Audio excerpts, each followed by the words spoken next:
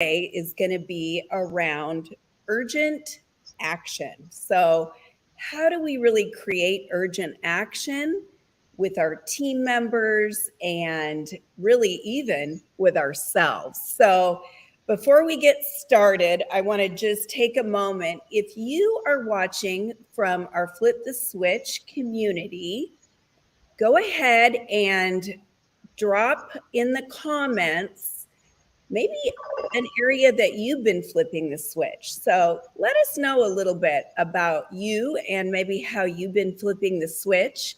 If you're new to the community, I want to welcome you. Obviously, my name's Joan Robison, and I'm excited to be here. If you're joining in from YouTube, hit the subscribe button where each week you'll get mindset minutes as well as our morning motivation. And I've also been doing some quick shorts. So just quick little 1 or 2 minute tips for those of you to take and help elevate your life or maybe even your business. So as we get started today, Risa, I want to just take a minute and say thank you so much for joining. I love doing little things like this with you. We always have so much fun. But I'd love for the people watching, and of course, those that are watching the replay, to know you a little bit more. So take a minute and just tell us about you. Yeah, for sure. Thanks so much for having me. This is always super fun. And I can see I've got my coffee. Do you have your coffee? We always have a good time. And I know you and I both like to start our days the same way, definitely with a good coffee. So hello, I'm so excited to be here. I feel like I'm looking out to a crowd, but I'm just looking at a wall when I'm scanning here. But my name is Risa Garrett, and I live in Issaquah, Washington State. I am a mom of 2 great kids. So our oldest, Andrew, is actually heading off to college this fall for the very first time. And our daughter, Emily Ann, just got her driver's license. So the dynamic of our family is shifting a little bit. And there might be some of you out there that are in those same kind of like shifting moments in life. But we're really, really excited and just soaking up everything we possibly can this summer. So I've been in the direct sales industry for, gosh, I'm going to date myself, probably about 12 years, but really got intentional and focused on building a business and a meaningful income to supplement our family about, I would say, 8 years ago. So I'm super excited to be here. I feel really passionate about Joan's topic today. She and I have partnered together for about 7-ish years, I think. And yeah, so I'm just thrilled to be here. So thanks again for having me, and welcome to everybody who's here live or watching the replay. All right. Well, gosh, Risa, I'm going to just go ahead and dig right in. So thanks for sharing. And for those of you, again, out there, we would love to hear more of your flip the switch moments. So where in your business or in life have you flipped the switch? Drop it in the comments. We would love to know more about what you're up to. For today, we're going to talk a little bit about urgent action. And I just think that urgency in and of itself is one of those skills that when we can master this, you will see so many things in your business change for the better. I know that many of us can get into fear when it's the unknown territory, or gosh, it's something that we feel we haven't really practiced or perfected. And I think that we can get into that overthinking. And boy, when we start overthinking, that is something that steals our precious energy. So I want you to pause just for a minute and evaluate yourself. Just stop and think for a minute. When I'm faced with my task list, maybe it's your DMOs, are you somebody that dives urgently into action? Or do you tend to maybe procrastinate a little bit on certain things, or maybe it's all things? Or are you somebody that follows up with urgent action when somebody gives you a nod that they want a little bit more information? Or are you somebody that kind of meanders around through your day and gets back to them when it works for you? So I want you just to think as I share these 5 strategies and take that moment and evaluate where you are in each of these 5 strategies. Risa and I will share a little bit from our own experience and kind of weigh in on some of these certain strategies. But I just have to say that those people that really ignite that urgent action are the people that you see moving to the top. And I'm just going to start with strategy number 1. So one of the first things I think is so important is explaining why urgent action is important to somebody's business and life. So that would be number 1, explaining the importance of urgency. So I want you to think for a moment as you guide somebody into, let's put it this way. As you're coaching somebody, you're guiding them along the path. And we want to really make sure that we show them the connection between urgency and moving forward, getting more of what they want. I think when people understand that this is why it's important to my business or life, and this is how to do it, they're going to have more buy-in. So the first thing that we need to know is, why is urgency important? And Risa, maybe you could even just weigh in on that, thinking with some of the scenarios you've had. Oh, bless you. Sorry about that. Good timing. Yeah. All right. So maybe you could share just a little bit about realizing urgency in your own activity or with your team members. For sure. So, how many of you out there can find yourself kind of like getting a little anxious, getting a little nervous, maybe ruminating on things, and kind of spinning your wheels, and in the process kind of spinning yourself up into a little bit of a stress frenzy? That definitely was me back in the day. And getting myself out of that through urgency and ultimately action has been the way that I'm able to not be perfect, right? But I've been able to take that timeline of kind of the ruminating or the stressing, the getting anxious, and shrink it exponentially, even just in the last year or so.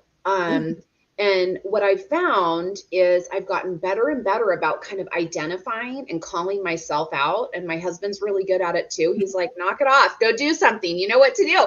So it's great to have somebody, a coach or a partner or a friend, to be able to help kind of cue you to that. But getting into that action, doing just even 10 minutes of whatever is going to get you closer to what you want, is like the secret sauce of feeling good for me, really. Because as soon as I do that, if I'm doing the right activities, I know the result's going to come. And 5 minutes in, it's like the entire mindset, everything changes for me. So I don't know if that's helpful, Joan. Yeah, no, I like that. And I think there's another thing that I want to share, because obviously Risa's practiced this. I know I practice this. This isn't something that all of a sudden I woke up one day and I was urgent Annie, right? I had to practice getting urgently into action. And so one of the things that you can do for yourself or your team members is make a list of the benefits of taking action. You know, take 5 minutes out, put your phones away, and make a list of what are the benefits of you getting into action. And then make another list, kind of like if you don't. So if I don't get into action, what's that going to look like? And I think when you can compare the list and kind of go, geez, I'm going to get this if I don't, I'm going to get this if I do, that's really powerful. And that emotion of getting what you want and the excitement is going to propel that person to get more into action and move toward their dreams and goals. So that would be the first one. Really understanding the importance of urgent action and the benefits that urgent action will have for you or your team members. All right, let's look at number 2. We want to bring them always back to what's most important to them. So when we're coaching people, coaching is all about me supporting you to get what you want. And a skilled coach knows how to ask those open-ended questions to understand what you want. You'd be surprised how many people don't ask their team members what's most important to you. They'll get right into the goals and the logic part of it, and they'll miss that heartfelt connection. So if we're going to bring somebody back to what's important to them, we want to engage both the heart and the head. Because remember, people buy on emotion. Your team members buy on emotion. And it's not the physical exchange of money buy, they buy the activity that you're sharing with them. So when we engage the heart, we bring them back to, what was that dream you talked about? Like that trip of going to Italy. Gosh, Risa, what are you guys going to do when you get there? And, how are the kids going to feel? And how is it going to be when you're there? And then all of a sudden, Risa starts talking about that. So we're bringing her back to what was most important to her, not what's most important to me, not all about me when I get into urgent action, but all about the person that you're working with. And another question you could ask is, by doing this, how will this affect you and your family or those closest to you? So again, when we bring them back to what's most important to them and remind them what they told us from the beginning, or even at the beginning of that call, you're going to be more apt to inspire that urgent action. Risa, what do you think on that? I love that. Actually, I'm taking little notes here, and it's funny because the trip to Italy, like all the things, we're on the same wavelength this morning or something. I'm like, yes, that's one of my things. Yes. Right. So I think that's so important, because here's the deal. Sometimes getting into action and being urgent, people are fearful. It feels a little uncomfortable because they're growing, like you're not perfect at this stuff yet, and maybe won't ever be, but identifying really what makes it worth it, like the bigger picture, and reminding people of whatever they've told you is so, so key, because in the moment, the emotion can easily take over, and it's like, I'd rather go shopping, or I'm going to go work out, or I'm going to clean the kitchen again, or whatever. But if you think about that trip to Italy or whatever, it's like, okay, if I could spend even 30 minutes, even 10 minutes doing the right things right now, just even uncomfortable, that dream is worth it. Right. And you've got that right out. That's your vision. It's out. Now, we're going to go to step 3, which is get clear about the specifics.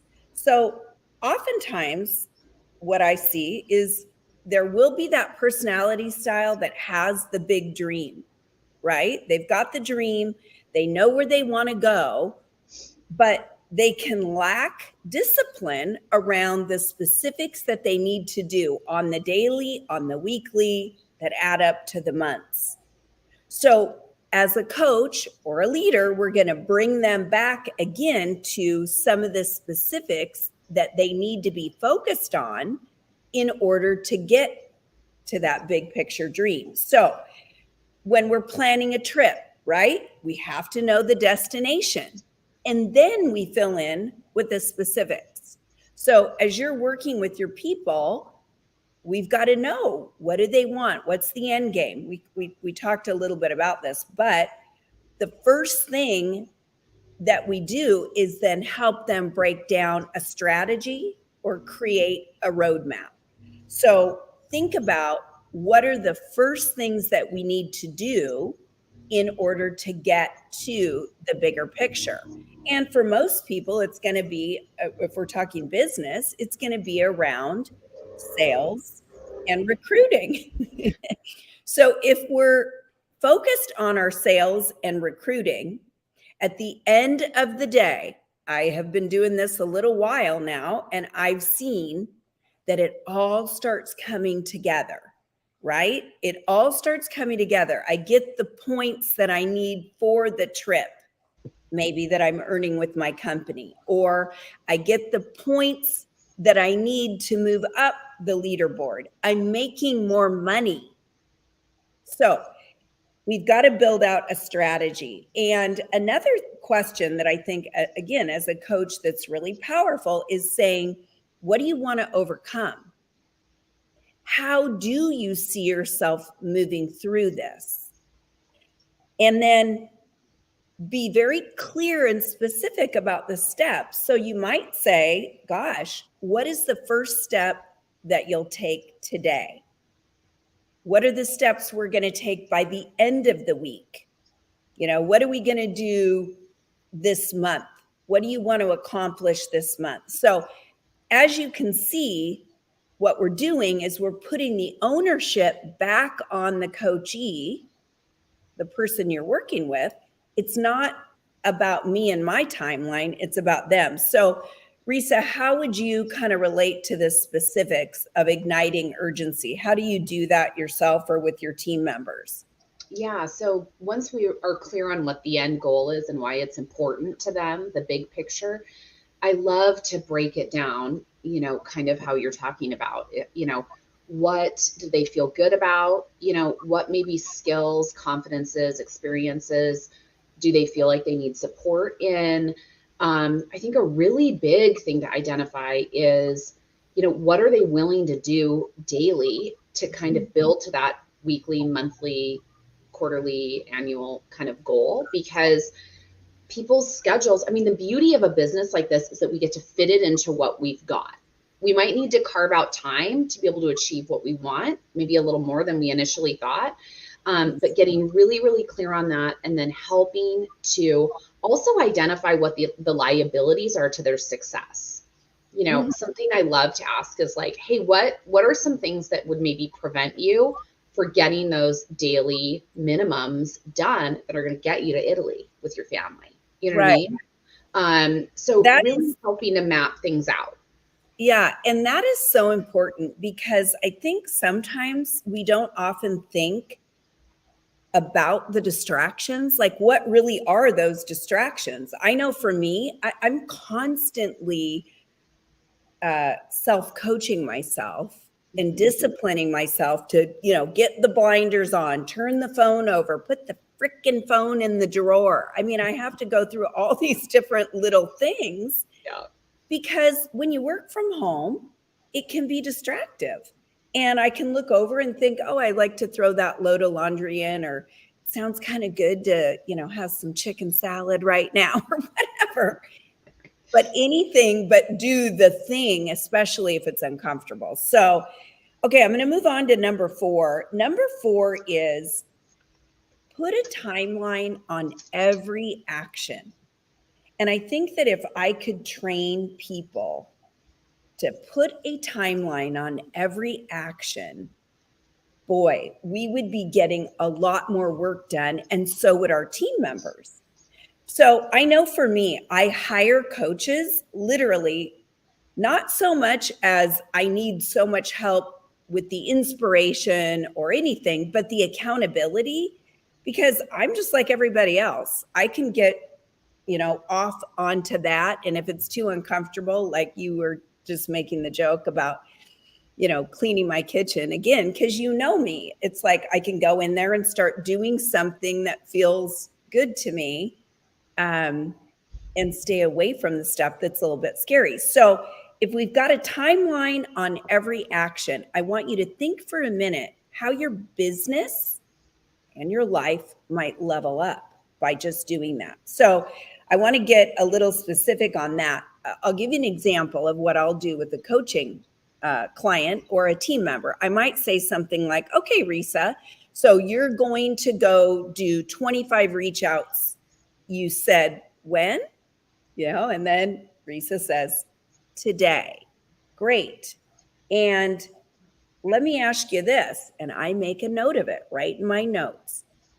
When then will you follow up with those folks? What day works best for you?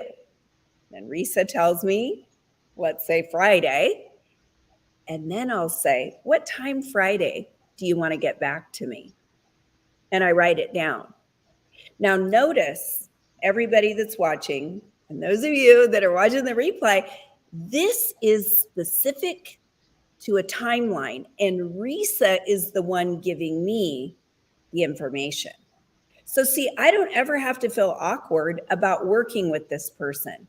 She wants to work with me, right? We have this relationship. She knows I'm supporting her to get to the goal. And then secondly, I'm asking her the questions of what works best for her for timelines. Okay. Risa, what do you think about that?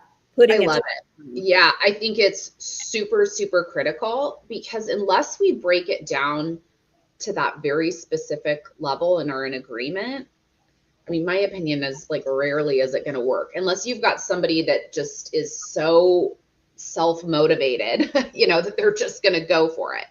I also think asking those questions and having kind of those check-ins or accountability nailed down allows us to ensure that what we're setting ourselves up for like the daily or weekly is realistic. Yeah. Because I don't want to see people, beat themselves up or, kind of shame talk themselves. So if we're in agreement and able to really walk through like, okay, how much time are you going to dedicate, in the morning or the evening, or when are you going to do that? How many reach outs? We can be on the same page, and that really sets both parties up for success, I think. Yeah. And by allowing the team member to choose their time, they're going to be in much more agreement than someone like me saying, it's got to be done by Friday at 5.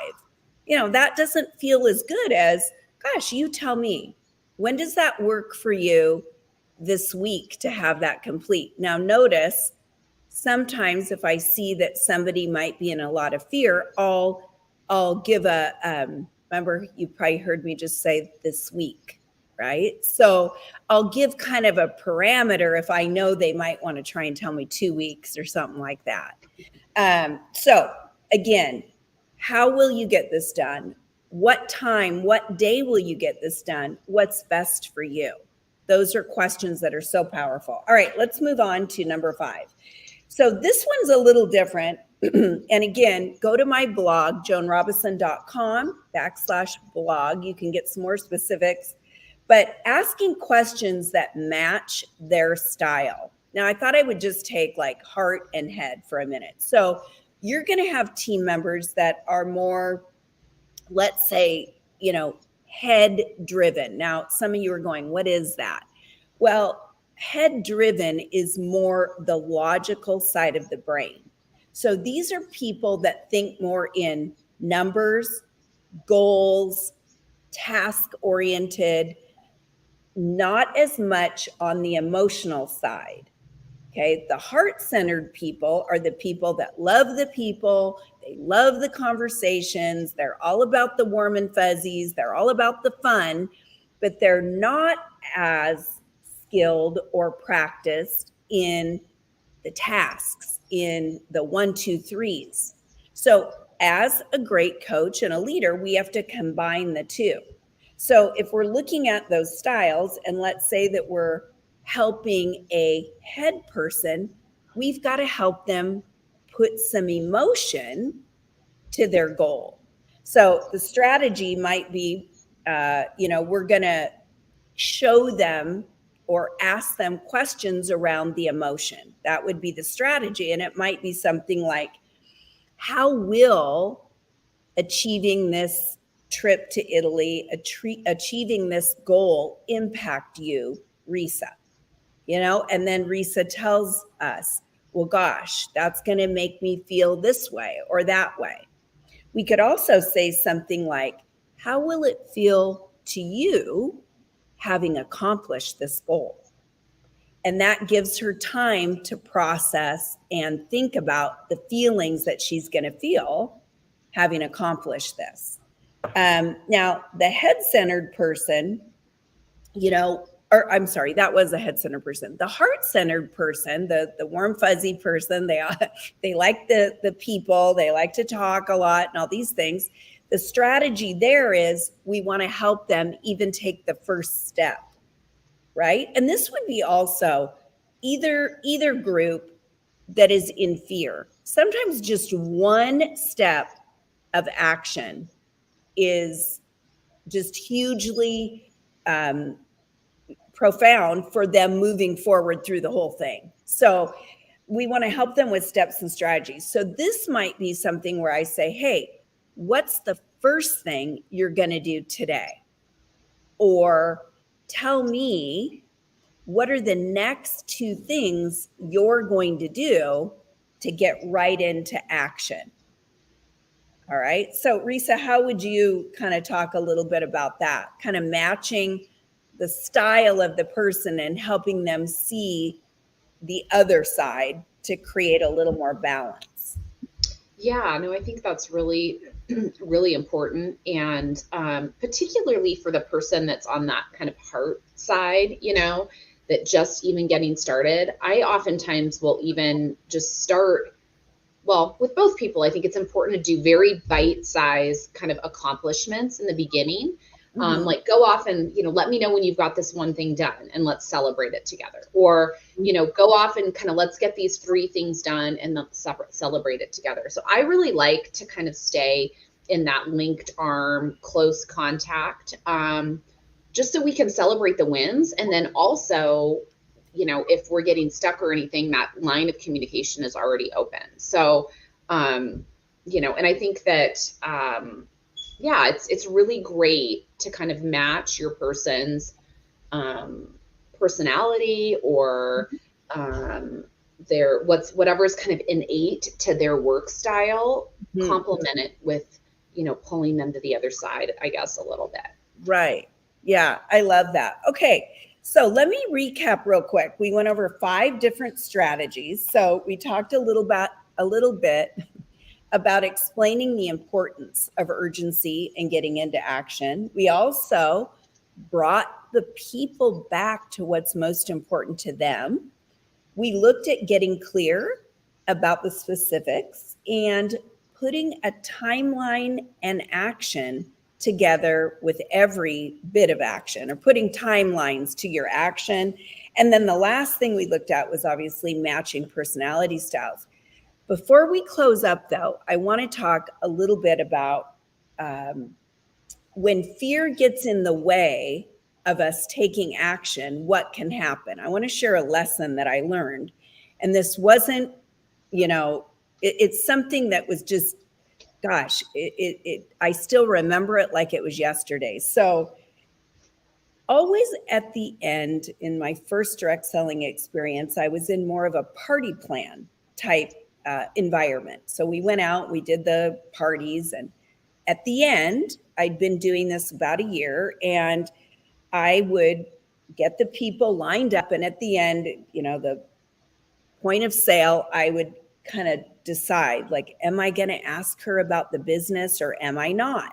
So I was being very selective, thinking she seems like she would, she doesn't, she might not. A lot of energy going out there too, me trying to determine or think I knew what was right for these people. And the truth was, I did not. But let me tell you what happened. And this is something that changed how I did business forever. So I got kind of nervous, and I saw a few people coming up that worked at a bank. They were, people that I overheard the conversations that they'd, worked 12 hours a day. They had all these things going on. So my immediate thing was, well, if I work 12 hours a day, I'm probably not going to take on a second stream of income or a side hustle. Like, that was just the way I felt. Well, I overlooked offering this person a chance to just check out the business. Next thing you know, I see her walking into my team meeting a couple weeks later with, thank God, one of my leaders. But I remember thinking, oh my gosh, I didn't ask that person. In other words, the action was not there and the urgency was certainly not there, because I assumed, or I decided for this person what I felt would be right for them. And I was wrong. And I want to tell you that that was what inspired me to come up with what I call the Savvy Pro Close. Risa, you know that, which is where we offer every person every time a chance to look at the business or to take a look at my products, whatever it is.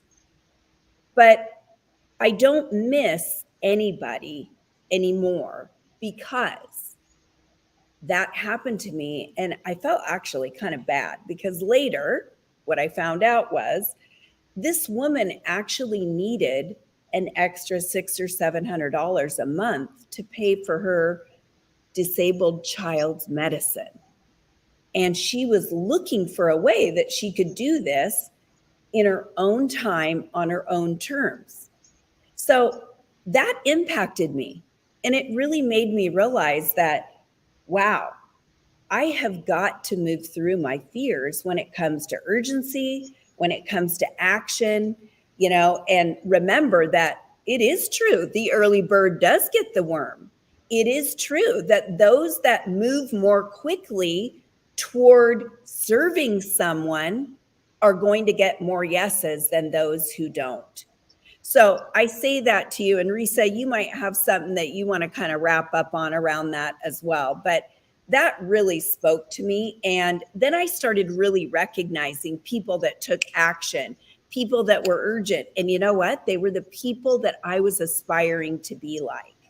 What about you, Risa?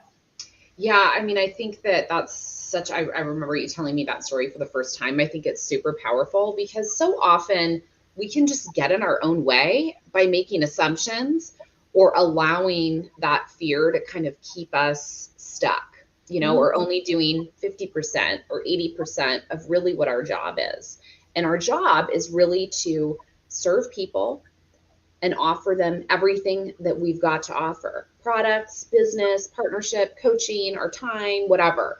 And so I think that's just so, so powerful. So if you can just take yourself out of it. Yeah, right. And really, just do the just offer every person, is so incredibly powerful. And when you get into that urgent action of just doing whatever it is that is required of you to be meeting your dream and, being successful in your business and your life, if you can just kind of get over yourself, and just start doing it, what happens is you anesthetize yourself to the fear. That's right. That's right. And the more frequently, the more consistently you do that, next thing you know, you're just doing it. You're not overthinking it. You're just doing it.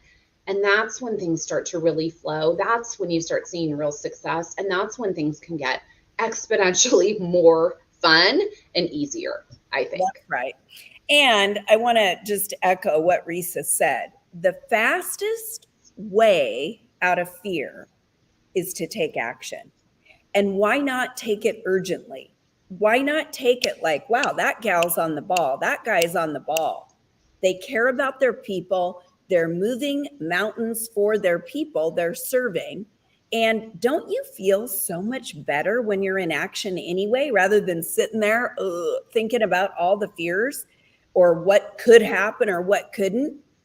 So if it's important to you to grow your business, to grow as a person, and to serve others, then take one of these strategies or a few of these strategies and really start implementing that. And I want you to see, like Risa and I have seen, how your business and life will level up and you will feel so much better. So I want to thank everybody for joining, and have a fabulous Wednesday. Thanks so much, Risa, for being here. You got it. Have a great day. All right. See you soon. Bye, guys.